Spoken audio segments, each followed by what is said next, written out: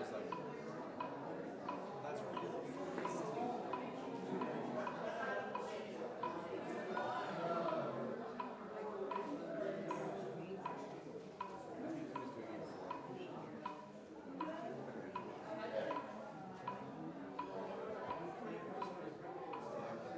because drums. The thing is, I'm playing a sort of gospel.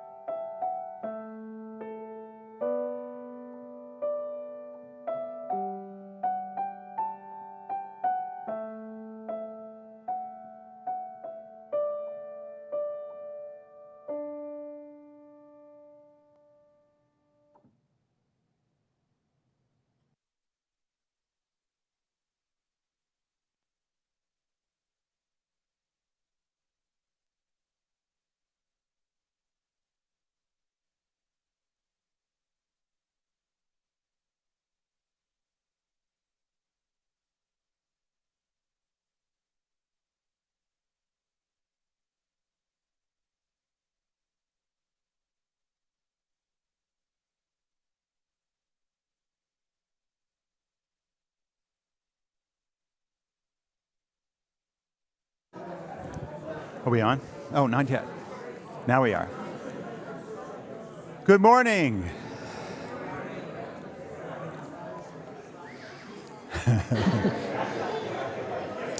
Good morning.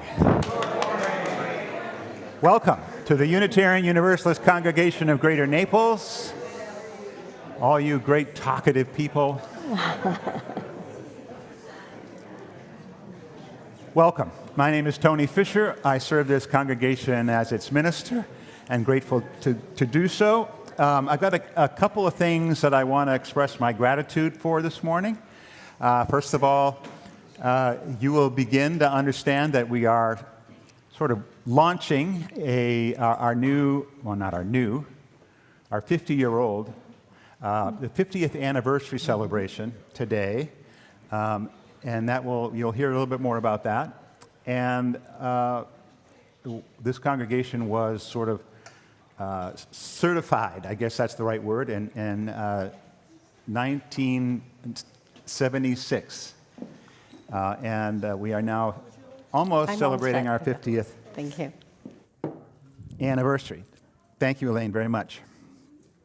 So my gratitude to the 50th Anniversary Committee, who's been working behind the scenes and pretty diligently to create some events and some things to celebrate with, and you'll hear something about that today.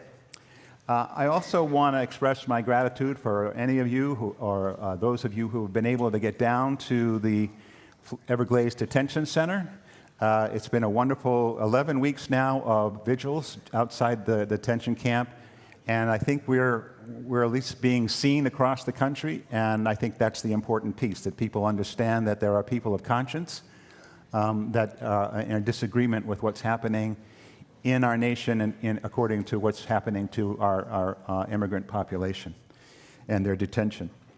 So we will continue to be there until that camp is closed down. So grateful to all of you who have showed up. If you're interested in going, I'll be involved this evening, and I hope that if you have the opportunity to get down there, that you can.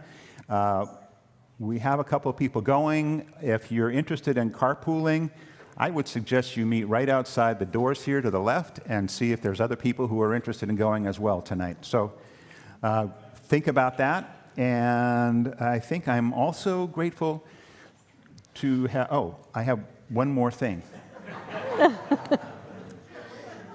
I'm supposed to look in my messages here for something. So I'm grateful. We are grateful, all of us, to have Joan Stewart with us this morning. Joan is a new member of the congregation, not quite member, but just about. She's been with us for a number of months, she and her husband, Tony. She began her studies in violin in Iowa at the age of 5 as a Suzuki student. She received a bachelor's degree from the University of Northern Iowa and a master's from the Southern Illinois University in music and performance. From 1991 to 2001, she was on the faculty of the Bermuda Conservatory of Music. And since moving to Naples in 2003, Joan has built a thriving teaching studio and has a number of students who have won competitions, performed with the Naples Philharmonic, and pursue careers in music. Her 2 children are accomplished musicians as well. Her 25-year-old son, Aaron, is a professional violinist in New York City, and she often plays for weddings and parties with her 22-year-old daughter, Natalie, a harpist. She's also performed regularly with various Southwest Florida orchestras and chamber ensembles, including Opera Naples, the Naples Community Orchestra, and the Punta Gorda Symphony and the Paradise Strings. So who knew that we had this person among us? So Joan, welcome to you. It's nice to have you here.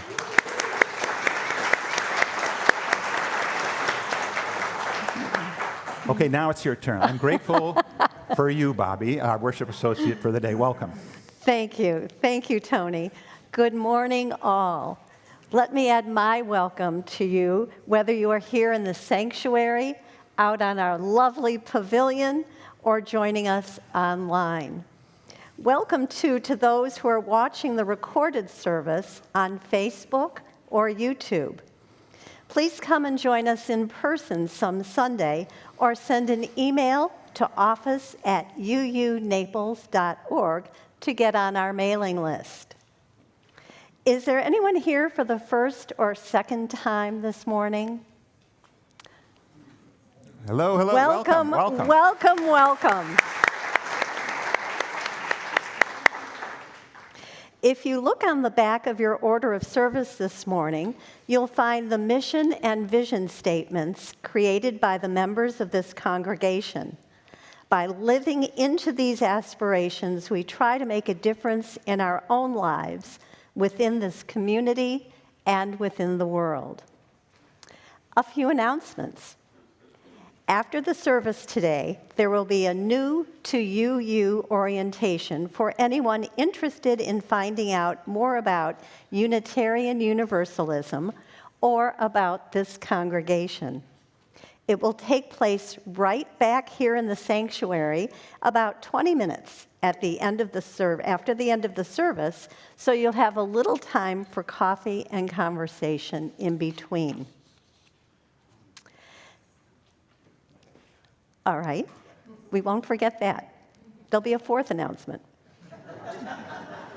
Also after the service, Cheryl Nunes of the 50th Anniversary Committee will be taking orders for this lovely commemorative chalice, which has the flaming chalice symbol and an inspiration with our congregation name and the dates 1976 to 2026. With this, we begin officially marking the celebration of our 50th anniversary as recognized by the Unitarian Universalist Association. Wonderful Wednesday starts up this week with a special session of living room conversations. This is a great opportunity to get to know your fellow travelers on a deeper level. Come for a short centering time with Reverend Tony at 6 p.m., followed by a shared meal and the program led by Janet Hoffman. Please let the office know if you're coming for the meal. And now, Sean. Sorry, thank you very much. We start up choir rehearsals this week on Thursday at 6:30 in this room. If you are interested in singing with the choir, please come and talk to me or Abby. And we always have a really good time. It's a really wonderful group of people. And we start 6:30 to 8 is our rehearsals on Thursday if you're interested. So thanks, and hope to see a bunch of you there. Thank you, Sean. And now, let's take a deep breath and center ourselves for this hour together with the morning's prelude.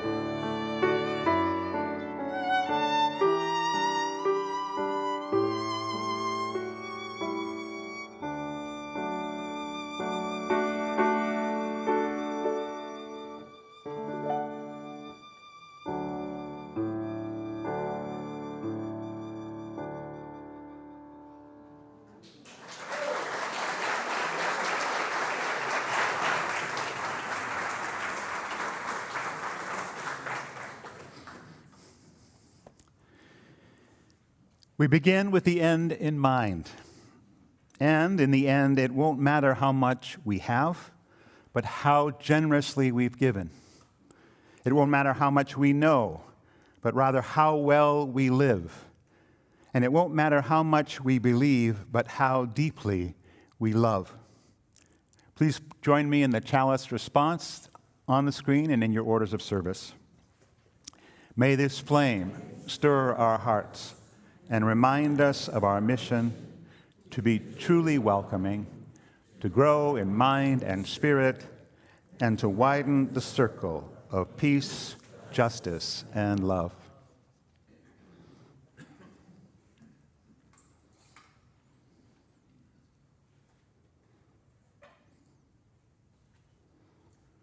And let's rise in body or spirit and join in singing our opening hymn. It's number 1000 in the Teal hymnal. The words will also be on the screen. You ready?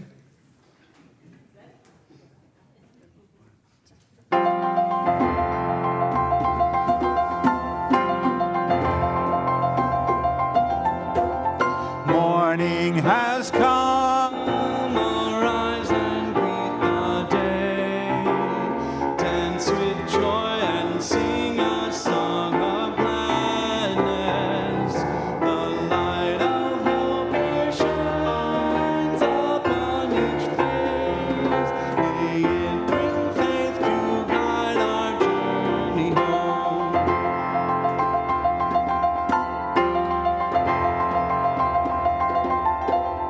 A new day dawns, once more the gift is given. Wonder fills this moment shared together. The light of peace here shines upon each face. May it bring faith to guide our journey home.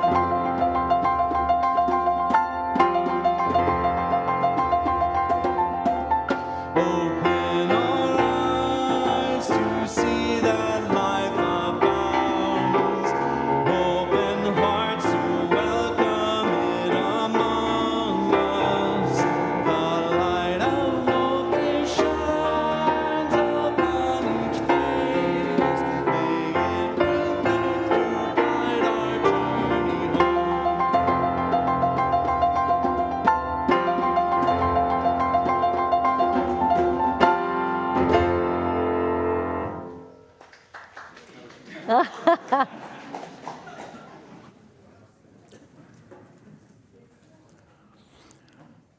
So today, as Bobby mentioned, the 50th anniversary committee the Flaming Chalice has not always been a symbol of Unitarianism or Universalism.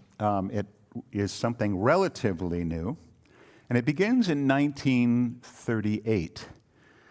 It is a story of wartime intrigue and courage, and it begins with the decision by the American Unitarian Association, this is before the merger of the Unitarians and the Universalists, to respond to the situation in Europe and the growing number of refugees coming out of Nazi Germany. Most Unitarians of the day were internationalists, not all, but most, rejecting the interwar isolationism that was held by much of the nation. And this was especially true of the leadership of the American Unitarian Association, or the AUA. This little liberal faith continued its outward focus between the wars, both in terms of social activism at home and in the development of organizations like the International Association of Religious Freedom, which was dedicated to the freedom of religion and belief globally. So in 1939, in January of 1939, Everett Baker, in charge of social responsibility at the AUA, met with Waitstill and Martha Sharp, a young local minister and his wife. And after some short pleasantries, Baker said, "I am inviting you to undertake the first intervention against evil by our denomination to be started immediately overseas." Significant statement. The mission was to journey to Prague, Czechoslovakia, to establish an office and try to make as many of those fleeing the Nazi regime help as many of them as possible, with a special effort towards those who were especially wanted by the Nazi regime, and also artists and intellectuals. The Nazis had already taken over the Sudetenland, the land along the border of Czechoslovakia, where many people of German descent lived, so Prague was certainly on the front lines of the escalating European conflict. Waitstill asked, "How many have you offered this to?" And Baker responded, 17. "Are we to understand that they have all turned you down?" Waitstill asked. Yes. It was a perilous journey, full of risk. But Waitstill and Martha were not neophytes to the ongoing conversations about how the AUA should respond. Excuse me. Waitstill had been on the staff at the AUA, so he knew and was on speaking terms with many of the leaders. My apologies. And within their ministry, he and Martha had held discussions about the rise of Nazi Germany, and Waitstill had spoken clearly from the pulpit about his feelings. Excuse me. While being an excellent partner to her husband in ministry, Martha Sharp was much more than a pastor's wife. A graduate from Pembroke in 1926, she went on to study social work at Northwestern University and got her training at Hull House, the settlement house in Chicago founded by Jane Addams and dedicated to easing the transition of immigrants into American life. She was hired there after graduation as director of girls' work, a position that put her in direct contact with people from all over Europe and combined her desire to serve with those in need and with her affinity towards children. So, despite having 2 young children of their own, they decided that they would say yes. Excuse me.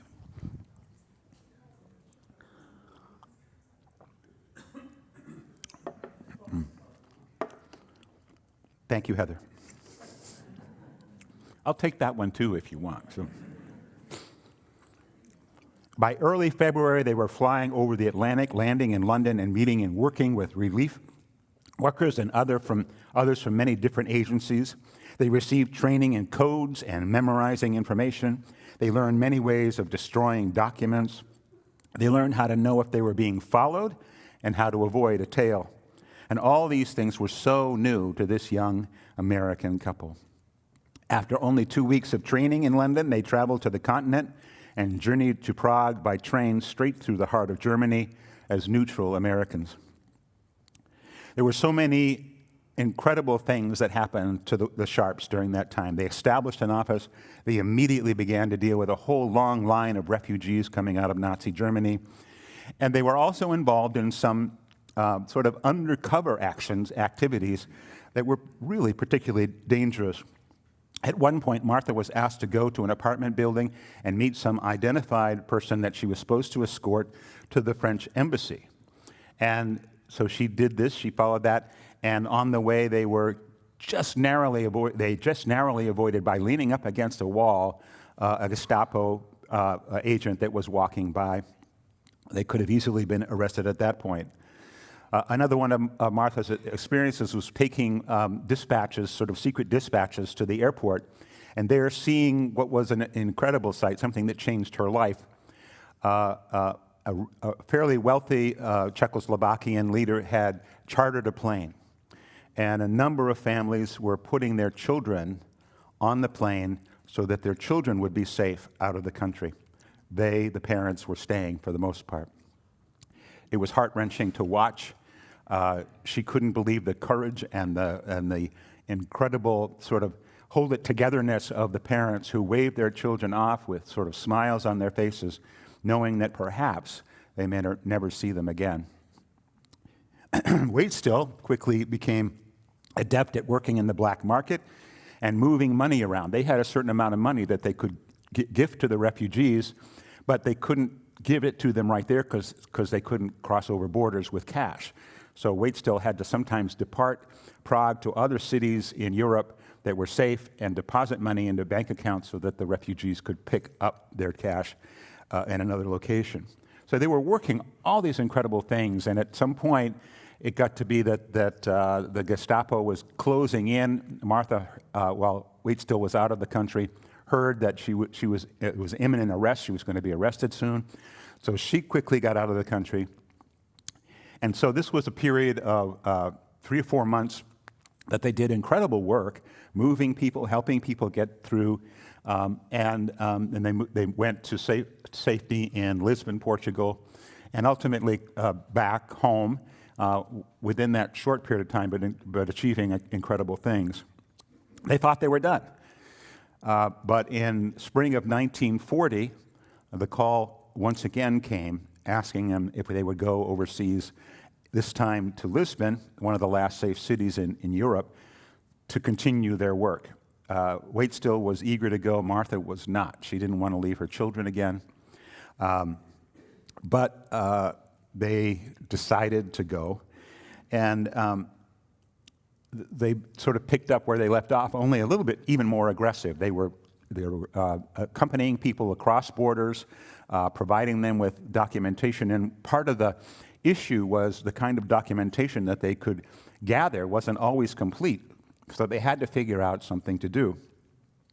In mid-September of that year, the Sharps were joined in Lisbon by Reverend Dr. Charles Joy, who had been asked to serve the Unitarian Universalist Service Committee. This is a newly established body that was established by the Sharps, by Everett Baker, and by Reverend Joy.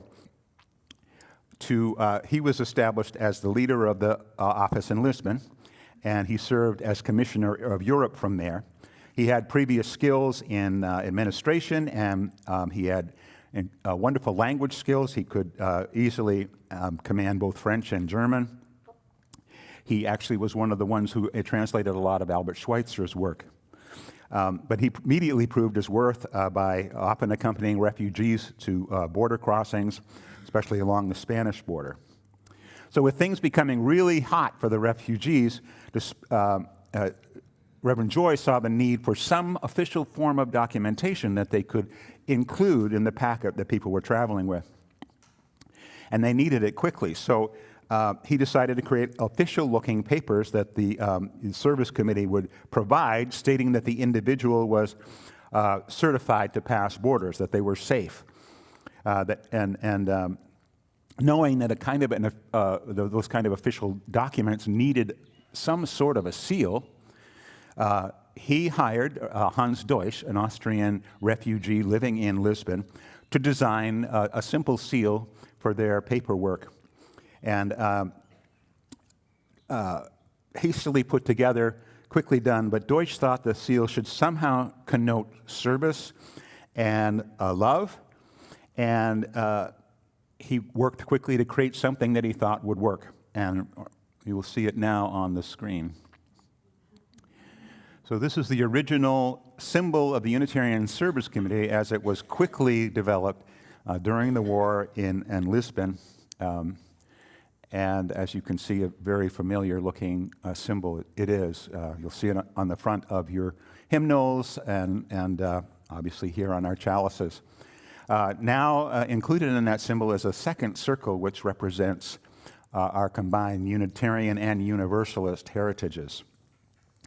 But Joy would later claim that design was reminiscent of the lamps of holy oil used by the ancient Greeks and Romans on their altars, and that the flame itself represented a spirit of helpfulness and sacrifice. He wrote to the USC back in Boston with a little tongue-in-cheek, and it may amuse you a bit to know that we are now issuing documents to pass immigrants to the New World through the British blockade, certifying that they are politically safe and sound. They were not legal papers, but they looked legal, and with all the confusion at the various checkpoints, they were able to work for the most part in getting people through.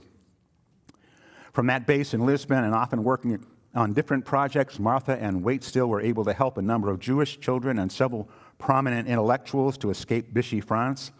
Waitstill accompanied individuals and groups on various escape routes. On his last journey, he was traveling with a group of refugees on board a train when someone knocked on his compartment door. The stranger, total stranger, told Waitstill that he needed to get his group off the train at the next station, as the Gestapo had set up a they were going to stop the train a little bit further down the track. His group at that time included the German Jewish novelist Leon Feuchtwanger, who was high up on the Nazi list of important dissidents, and also Klaus Mann, the son of German novelist Thomas Mann, also an important figure. Wade still had no clue if this stranger was either friend or perhaps a Nazi agent inviting him into a trap. He had to trust his intuition, and he decided to get his party off at the next town and told them as soon as they got off the train to disperse so they didn't seem like a bunch of people confused and looking for what's supposed to happen next. So they did that, and they spent most of the afternoon in ones and twos walking around this French city. And they waited for the next train, which could get them to their ultimate destination on the, at the Pyrenees, at the French base of the Pyrenees, by a slightly different route. And he was successful, but then they had to hike all the way over the Pyrenees to get to the other side and to safety, relative safety in Spain. Martha, still back in, actually in Lisbon, and then in France, was working with representatives of the YMCA and providing families of Czech soldiers who were stranded in France and found them a way out by sea. And her passion for children, however, was what was really holding her back. She worked with her contacts in France, her organization back in the United States, and ultimately with the Vichy government to arrange for 27 French children of Jewish heritage to travel with her to safety in the United States. Ultimately successful, their arrival in New York was something of an international event. Based on their overriding sense of love for their fellow humans, a rage at what was happening under the Nazi regime, and their own moral sense of responsibility, Martha and Waitstill Sharp, Charles Joy, and others took significant risks to come to the aid of so many in need. Theirs were acts of courage and of love, which is now, among other things, what our flaming chalice represents. We owe them a debt of gratitude, and they have been recognized individually by numerous organizations around the world. Unfortunately, for Waitstill and Martha, their work together, this incredible immersion into foreign intrigue, did not help their marriage that much. And ultimately, even though they were together for a while raising their children, they were ultimately divorced. Martha ran for Congress in 1946, unfortunately failed in that. But both of them remember fondly, as do their children, fondly, maybe not the right word, but with a degree of sense of accomplishment, what they were able to do in saving so many from such a terrible plight. We owe our flaming chalice to their work and actually to the work of our religious educators who, about 20 years later, began to tell this story in the classrooms and started, just because they wanted to illustrate this idea of a flaming chalice, to light a chalice in the classroom. And that was the beginning of our association-wide use of the chalice as a symbol. So our religious education teachers brought the chalice to sort of the fore, and right now it is sort of the only symbol of Unitarian Universalism that we see. There's not a lot of other things around here in terms of symbols. So the flaming chalice we dedicate today, and the commemorative chalices, to their work and to our hope for a future world of peace, justice, and love. Let's join together in singing our centering hymn, number 1053, How Could Anyone, by Libby Roderick.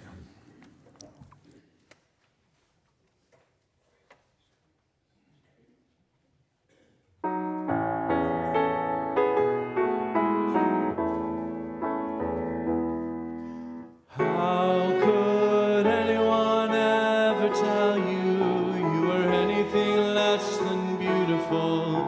How could anyone ever tell you were less than whole? How could anyone fail to notice living is a miracle?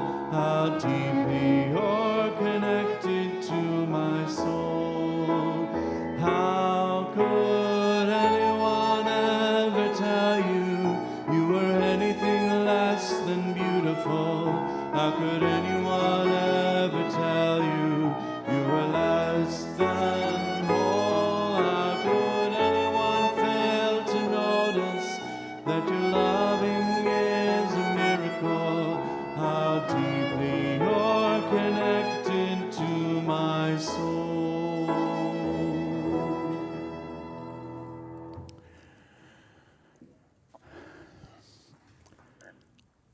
as a welcoming community, we value the connections we make as we walk through our door and sit at coffee hour and sit with one another here in the sanctuary, and in all the experiences that we have together. In this moment, we have an opportunity to share with the entire community anything that is of a joy or a sorrow that we're holding, something that we'd really like to share, something personal. So if you have something, a joy or a sorrow, I hope you'll raise your hand and briefly share what's in your heart. I have a couple of sorrows to share with you. The one is that excuse me, let me gather myself here. One of our members, Melody Wicker, has lost her mom. Melody's not here this morning, but she let us know that her mom passed on Thursday evening. And I know if Melanie would hear, she would like to share that. She is someone who has experienced that relationship as both a joy and a sorrow. So we send our hearts and our thoughts to Melody. And now, anyway.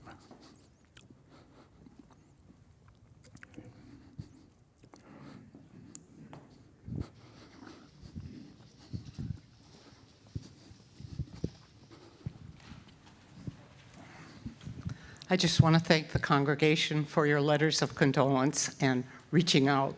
They were overwhelming, and very many thanks. Thank you, Sandy. All right.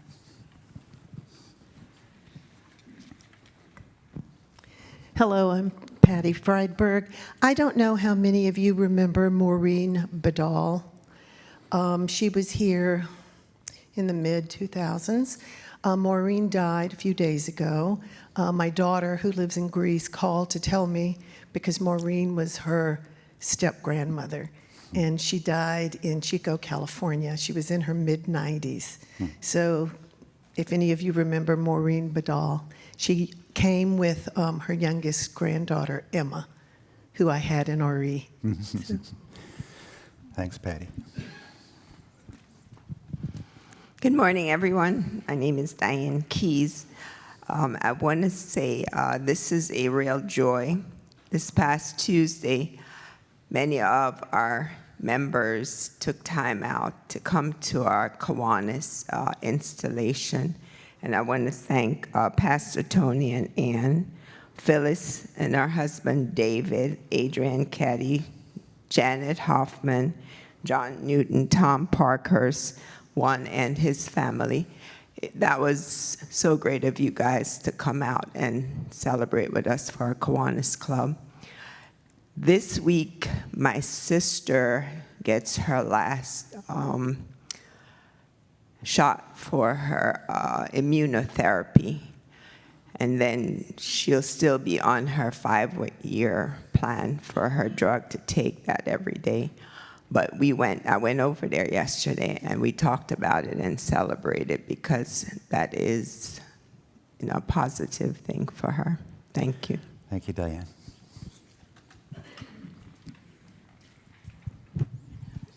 My name is Dina Sewell, and it's very nice to be back after 3 months in Norway and, wherever. Okay, thank you. I have to share something with you about my growing up. I'm born in 1947, post-World War II, Europe, Norway. We had, and you got to realize one thing, there are very few Americans, with some notable exceptions, that have experienced war on their own ground. We did. And I knew where those camps were in my hometown. There were 2 of them. And then there was one just 2 hours drive up the fjord that had a lot of Czechoslovakian refugee or prisoners of war that built what we call the Blood Road. They were labor camps. I have friends whose parents were in these camps. That camp out in the Everglades really upset me beyond what I have words for, because I know physically and emotionally the impact this has on the community. We got back late Tuesday night. We're going out this afternoon because I kept thinking, I have to be there. I have to do something that matters. Do not be blind to this camp. It is a work camp. I wouldn't be surprised to hear, maybe now or in the future, if the people who are there now, were used as unpaid labor for many of the companies that set this camp up. Let's not be blind here. Thank you, Dina. Yeah. My name is Maria Bibi. About 3 weeks ago, I attended my first bar mitzvah for my grandson. His mother is Jewish. His father, my son, grew up and identifies as UU. David, when he was 6, asked a seemingly innocent question of the minister. Princess Leia, Star Wars, is good, right? Right. But she stole the maps. Does that mean she's still good? And that takes me to my sorrow, which is many of us Americans, including our political leaders and the people who put them in there, seem to have lost the meaning of good, of common good.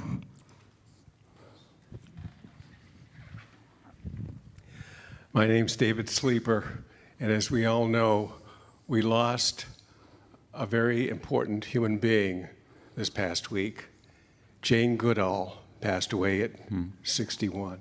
At 91, I'm sorry, 91. And I had the privilege of working with her when I was 23 and she was 33. And she was a baroness. Her first husband was a baron. And so we had to call her Baroness Goodall. and my just briefly how I was working with her, I was a student at San Diego State College in television production. And she was on one of our programs that we produced for a local NBC affiliate and the NBC affiliate in LA as well. And she was talking about her work with the chimpanzees. And my job was to hold her juvenile chimp off camera. And then when the television director from the control room says, okay, David, walk onto the set and give Jane her baby chimp. So I did, and I was patting it and, just keeping it as controlled as I possibly could. I'd never held a chimp before. I thought he was going to grab my glasses and throw them on the studio floor or something, I don't know. But anyway, so I walked on, and I simply said, I tried to get this thing, and he was attracted to me. He wouldn't let go. Anyhow, it was kind of funny, but I can say I literally, she selected me to hold the chimp. I mean, because I was the oldest person on the crew. Everybody else was 20s, in their early 20s, and I was 23. So anyhow, what makes her so important in our world, and for all of us as Unitarians, what makes her very important is she wasn't just interested in becoming well known about her research with the chimps. She also was a conservationist, particularly later in life, and was going around trying to save the environments that we all hold so dearly and that mean so much to Unitarians. Thank you. Thanks, David. You are very lovable, that's for sure.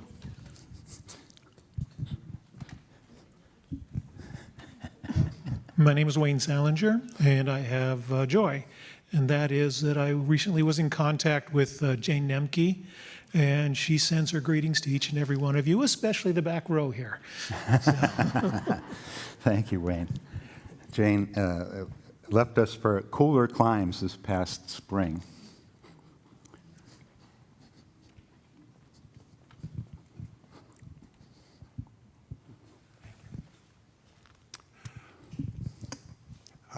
I have a concern,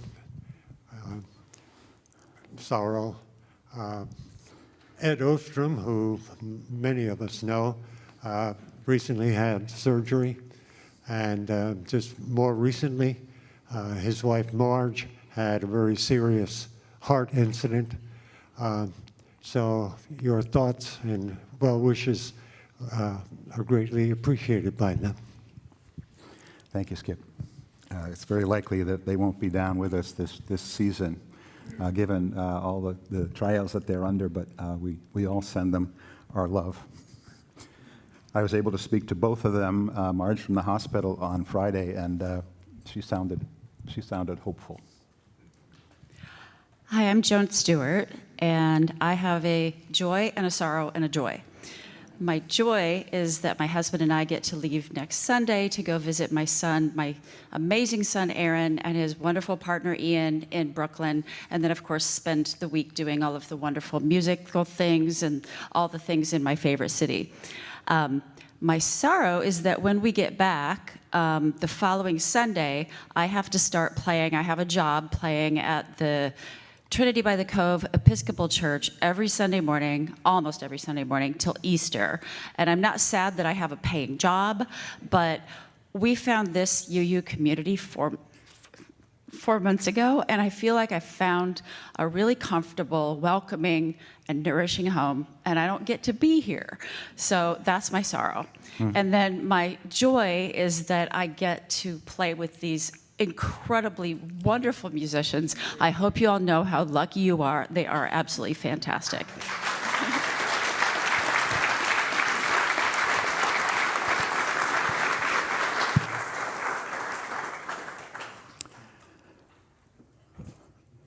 Thank you, Joan, and yes, you are a joy. And thank you all for your sharing, your concerns, your sorrows, and your joys. Hearing from recently departed friends, talking to folks still in the midst of struggle. Grateful for this community and how we hold one another close. Before we begin our meditation, I ask that you think about or take yourself back to a moment of vulnerability. Could have been a few minutes ago when you walked through these doors for the first time, or some years ago, the first time you walked through the doors. But maybe go a little bit deeper than that. A time when you were hurt or ashamed or alone or lost. All of us have been there. All of us have been there many times.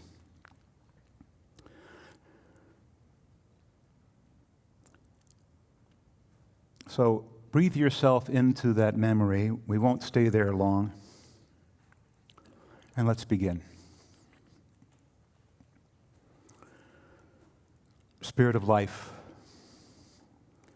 hold us in that moment, in those moments, perhaps in this moment of vulnerability, so that we can be back in touch with our own tenderness, our own frailty. Again, not to dwell there, but to live and love from those moments of fragility and humility.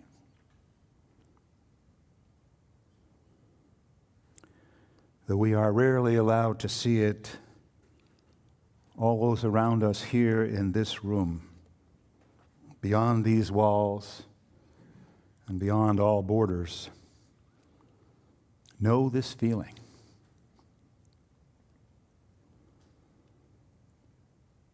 And through our awareness of our own fragility and our need for love and care, we look through the facades that our neighbors erect to hide their own pain, and know that in this we are tied inextricably together as human beings.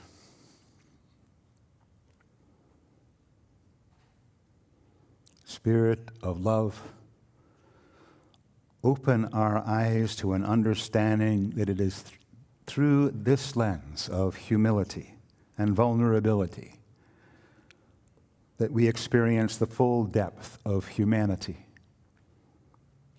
and the possibility of reconciliation and love hold us, love, in this moment and in our lives together. Let's share some time in silence.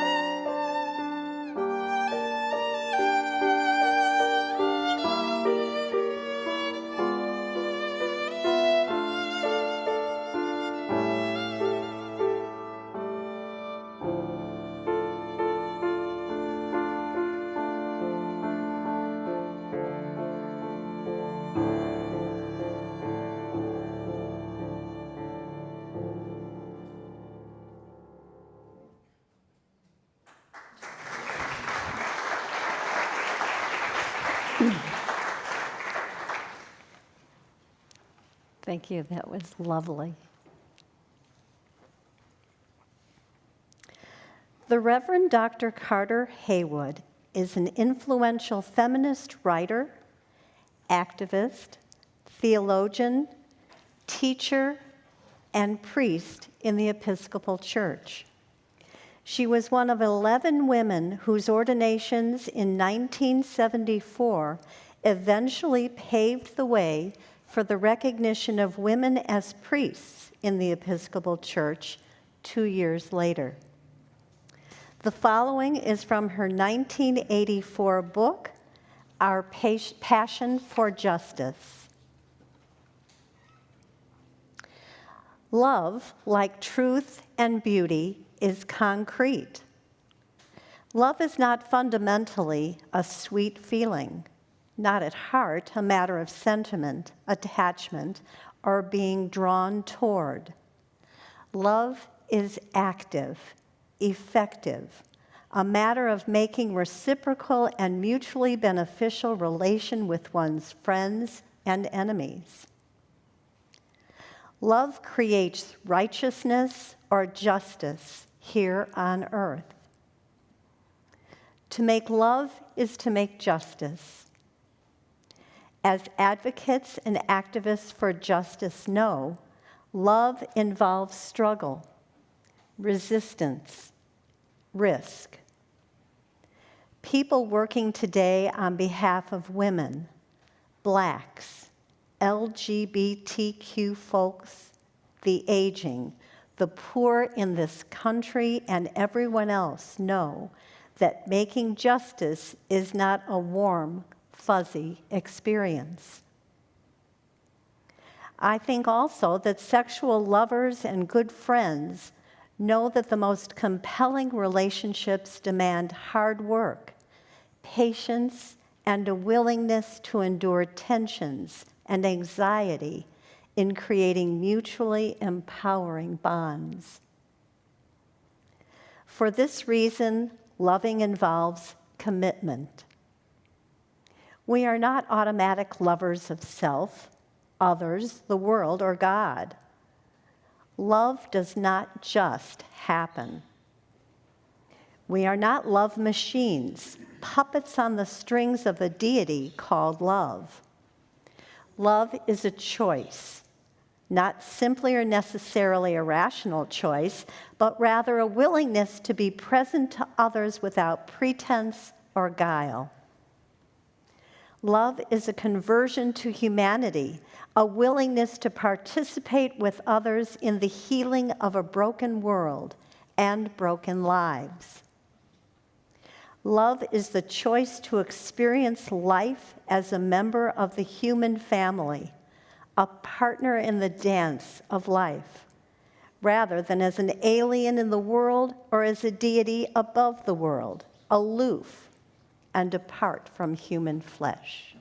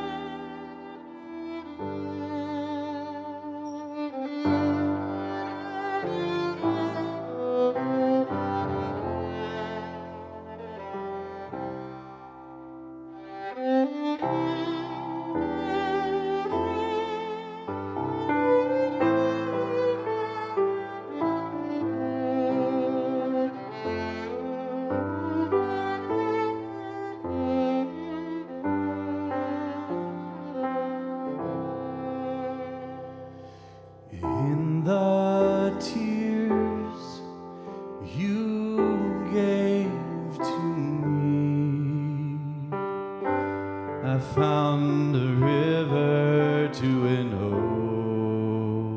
ocean, a concrete sky, and a stone cold sea that came to where the emptiness cracked open,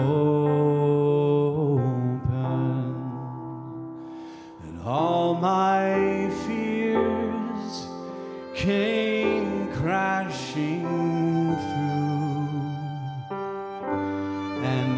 at the fire of my sorrow, but I found my strength in forgiving you. I never even dreamed how far my heart could go. A silver coin brings down each death from this deeper well of trust. To know that when there's nothing left, you will always have what you gave to love.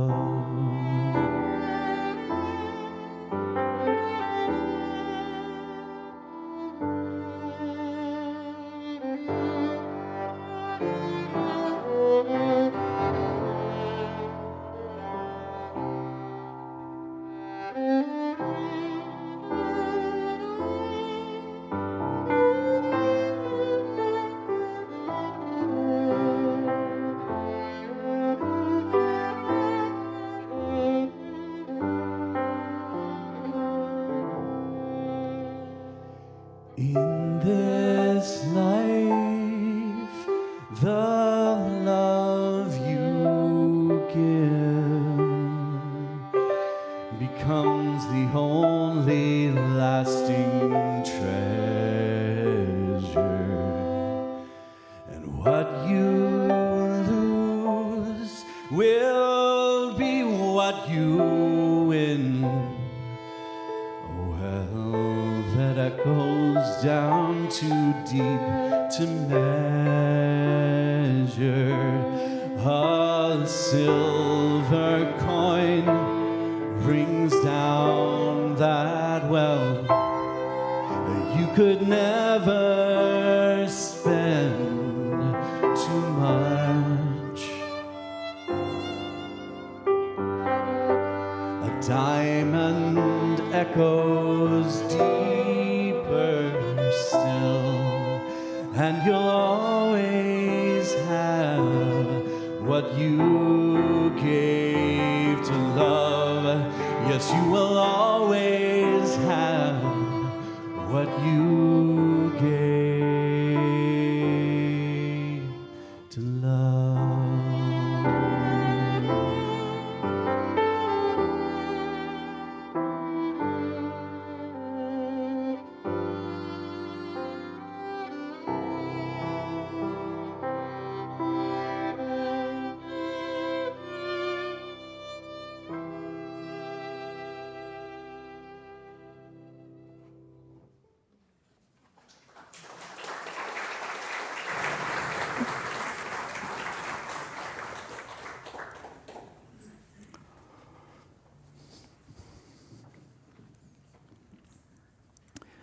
I would like to have just dwelled in that moment then.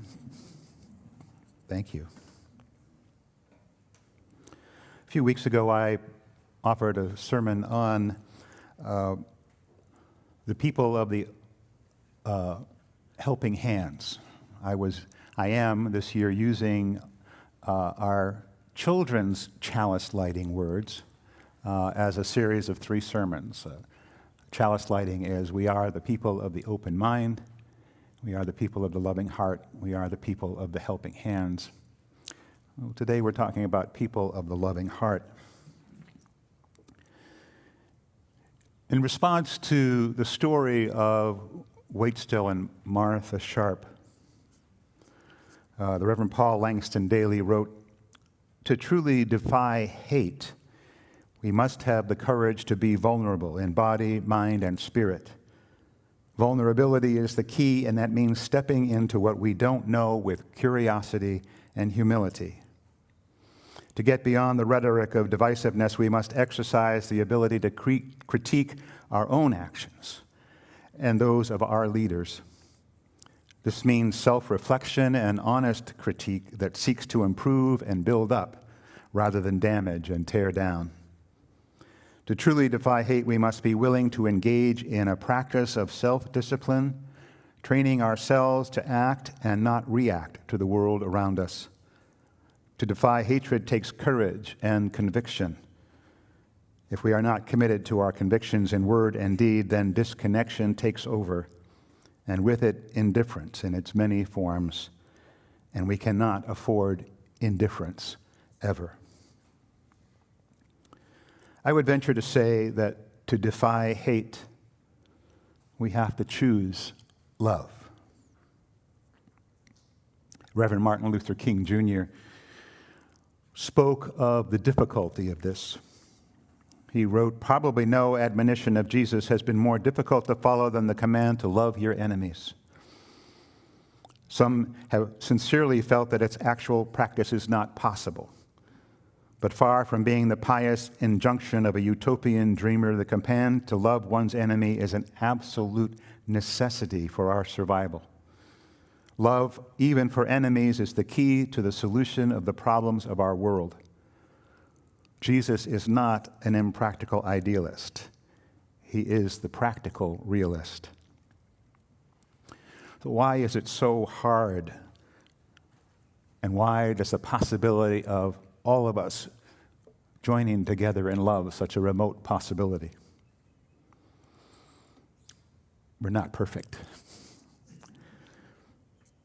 We're buffeted in these days by so much information, so much anger, so much news, so many things to react to, even within our own lives and then out into the world. We talk about that a lot. We retreat slowly. We build cocoons around us to protect ourselves because that is a natural human act, to protect oneself from harm, from threat. And we can become angry under the threat of violence or the threat of change in our life status. It's part of our survival technique to both protect and also to lash out. But it is also within our ability and within our evolutionary strategies to love. And yes, we begin by loving those close to us. We are born to be able to do that. And in this global world, the difficulty is expanding that sense of need and for love and care, and the need to give love and care beyond our small circle of family, friends, community, to include everyone. Our culture is saturated with images of superficial romantic love, which can leave us feeling jaded towards any conversation about the word love. But love, worth the name, is a force that has moved our human species towards goodness for thousands of years. Some of our most treasured philosophers have understood this, and they've tried to explain it, often with difficulty, but they've put their brain power towards it. Socrates considered love the binding agent in human existence.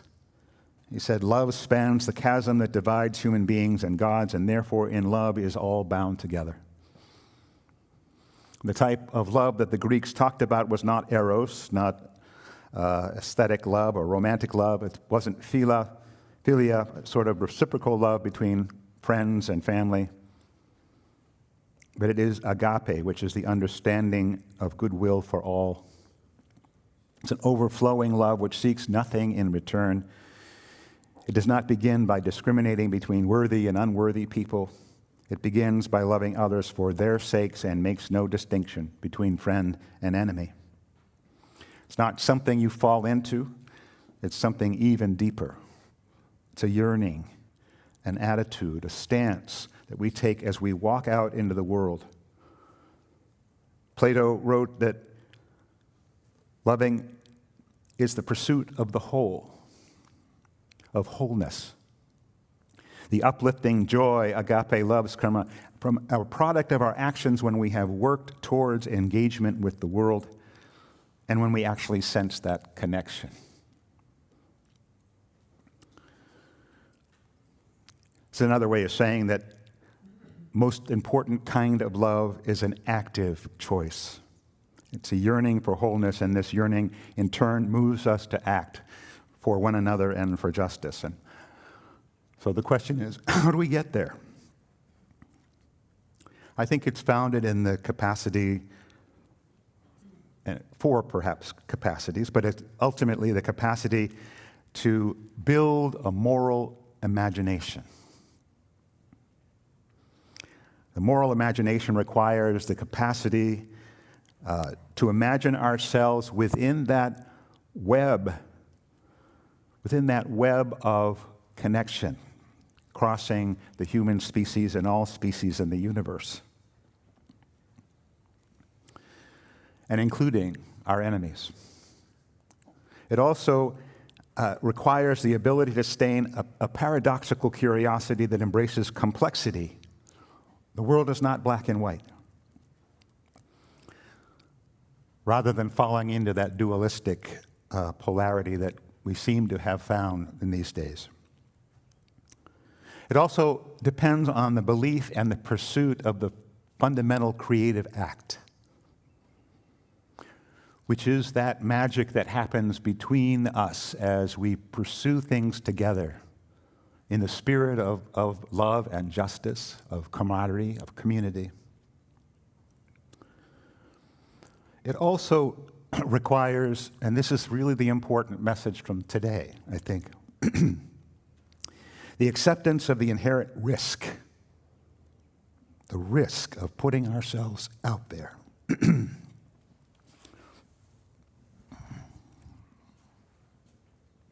Of stepping into the mystery of the unknown that lies beyond the far too familiar landscape of violence.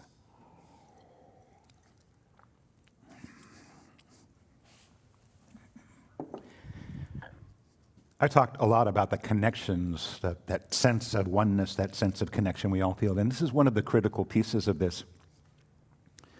To be able to imagine yourself within that web of connection. It's not easy to do. Those who have had perhaps that kind of religious, if you might, spiritual experience of oneness sort of understand what that means. And I think we've gone there before as well. Many of you understand what that feels like. But it's not a requirement. But it does require a certain imagination to put yourself beyond your current place and into that which is greater than yourself. When we lose that, then when we lose that larger perspective, then that's when we get caught up in the minutia of the world. So we talk about a reaffirmation of the wonder of life being a critical element. And another element is sort of a connection that we can rely on, a sense of community that we can hold to that supports us in the work that we do. And finally, in that risk, being able to take the risk to put ourselves out there without any guarantee that what we're doing is going to be successful. I think there are many of us in our particular station in life who look at the complexity of the world, look at the situations we're facing, and we freeze. How can we possibly get ourselves out of this? And the point is, it doesn't matter. The point is, how are we going to live our lives in this world? And the answer is a choice. Do we retreat further into our cocoon, whether it's our own personal one or a little one we build together as a community? Or is it as people willing to take the risk no matter what the outcome, to put ourselves out there and provide our love to all that we come in contact with? It is not easy. Jesus was aware of that. Martin Luther King Jr. was aware of that. Another aspect that I wanted to touch on briefly was the idea of rage. I've never been comfortable with that idea, but it can be useful. Not in the sense that we lose our heads and start replying in kind to hate speech, but that our anger stems from that feeling of connection and the understanding that that connection out there is broken, and we want to repair it. A rage at the brokenness of the world and not at the individuals responsible.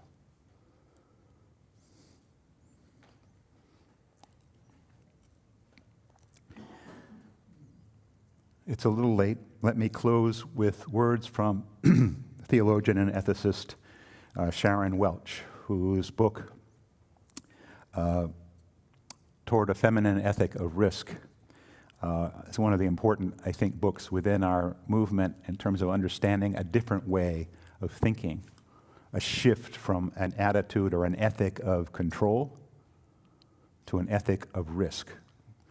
We Unitarian Universalists are folks who love to solve problems, who like to be in control, who like to know that there's a solution to a problem, and we're going to work, damn it, to get there.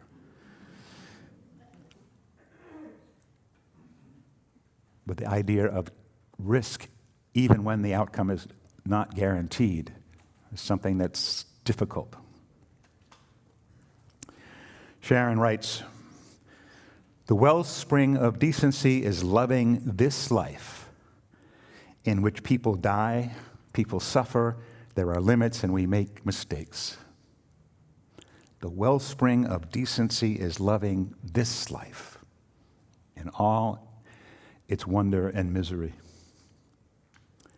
The wellspring, then, of moral action is not utopia, not some distant vision of something that we might reach, nor a declaration that the world could and should be otherwise.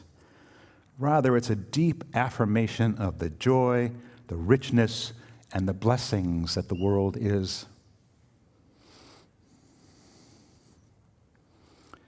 The ground for challenging exploitation and injustice and oppression is not a vision of how the world could be or will be in some future reign of God or sometime after some revolution. The ground for challenging injustice is gratitude, the heartfelt desire to honor the wonder of that which is, to cherish, to celebrate, to delight in the many gifts and joys of life."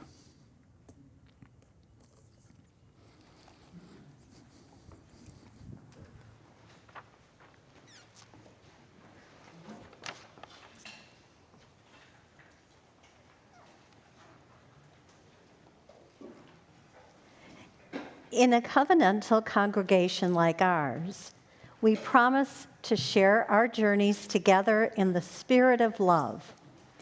And we promise to support our congregation through our gifts of time and talent and treasure in the spirit of generosity. Our Sunday collection is an opportunity to respond to the moment and offer something above and beyond our annual pledge. And so, for the ongoing mission of the Unitarian Universalist Congregation of Greater Naples, this morning's offering will be gratefully received. If you are at home or watching online, we encourage you to send a check to the address on the screen or go online to our website and use the donate button. The ushers may come forward, and thank you.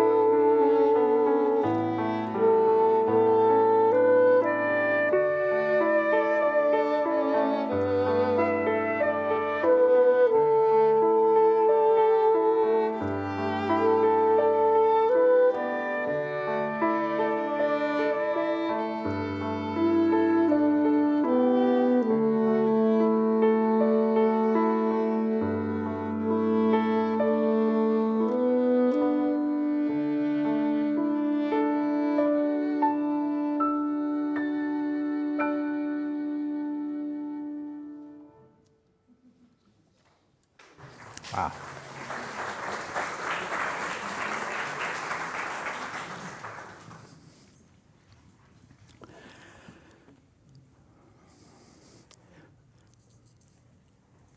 I'll paraphrase. The central task of the religious community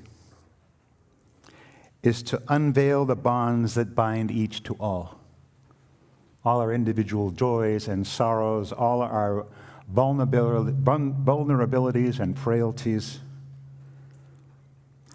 In those connections, in that awareness, there is a connectedness, a relationship discovered amid the particulars of our own lives and the lives of others. Once felt, it inspires us to love one another and to act for justice. It is institutions like this that assure us that we are not struggling for justice on our own, but as members of a larger community. The religious community is essential, for alone our vision is too narrow to see all that must be seen, and our strength too limited to do all that must be done. Together, our vision widens and our strength is renewed. Let's rise in singing our closing hymn, Love Will Guide Us. Number 131 in the gray hymnal. The words are on the screen.